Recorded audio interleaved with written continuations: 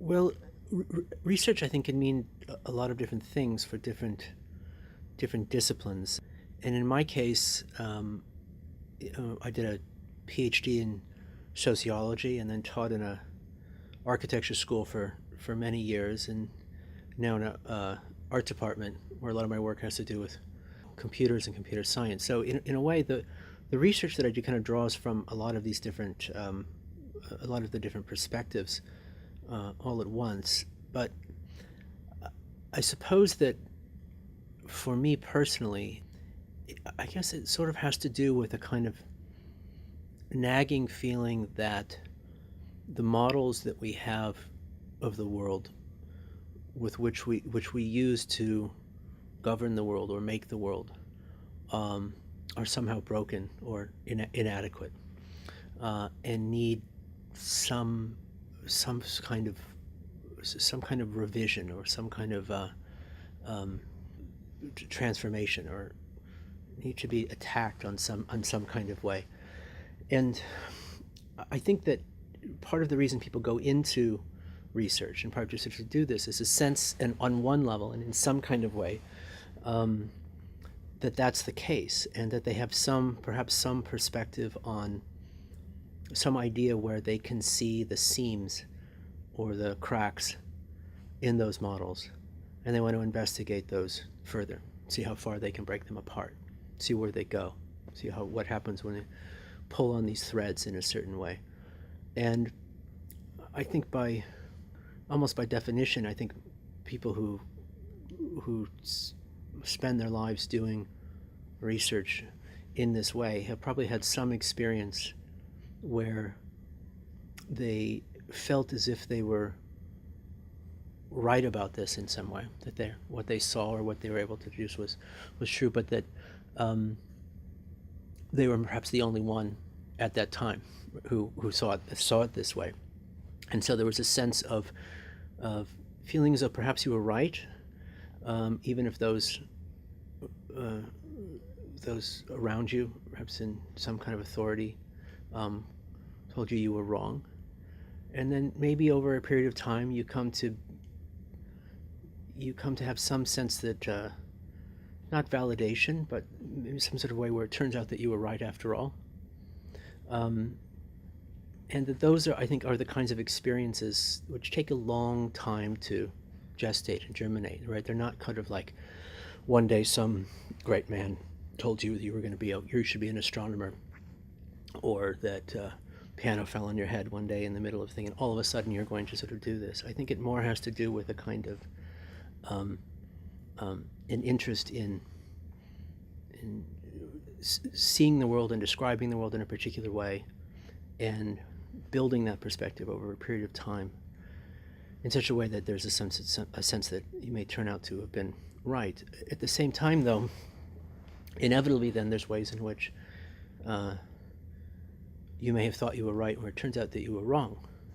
and that these are equally important kinds of experiences, I think, for any sort of researcher, because research begins inevitably with inductive or deductive research from some kind of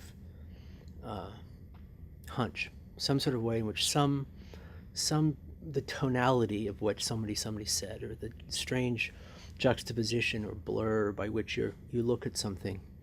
seems in some ways kind of hard to pin down, that maybe have more significance than it may at first appear. There may be some ways in which something that you're seeing or hearing, or feeling or doing, may in some way be kind of something essential or critical about way a lot of things are working, and you want to pull on that thread,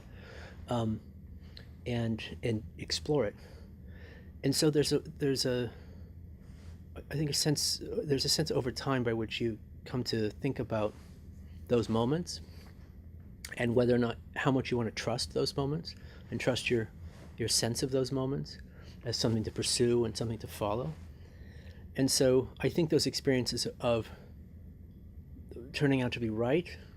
when we thought we were wrong are ways in which you can have a way in which you maybe have some courage to enter into those those experiences more directly, and then the moments which are, if they're even moments, but the experiences which are hopefully equally as common when you're wrong, give you a sense of modesty about that courage, in the same kind of way. So, I guess the way I would answer the question has to do with this more sort of over a period of one's life, right? I mean, I remember when I was an undergraduate, and I know this is for the undergraduate. In many ways, I could say that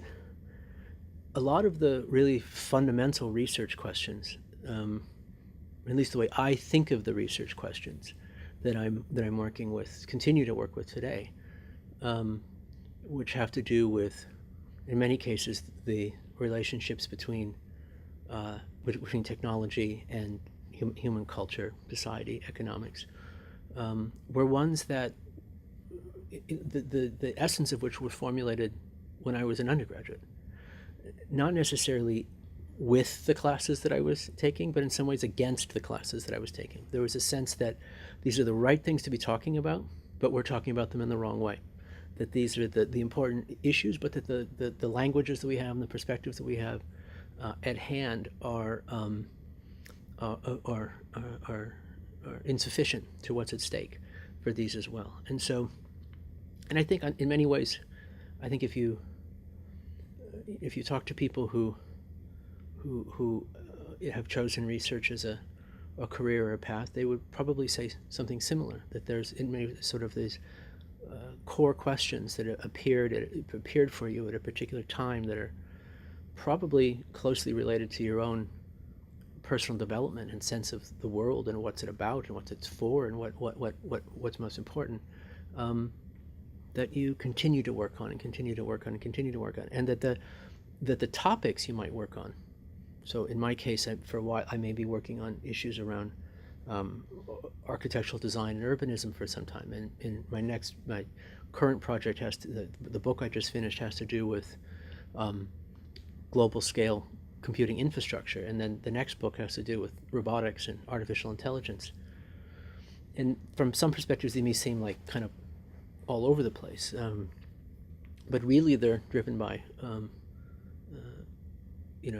kind of core set of questions, which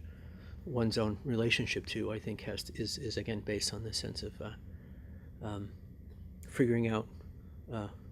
when you're right and when you're wrong, and learning what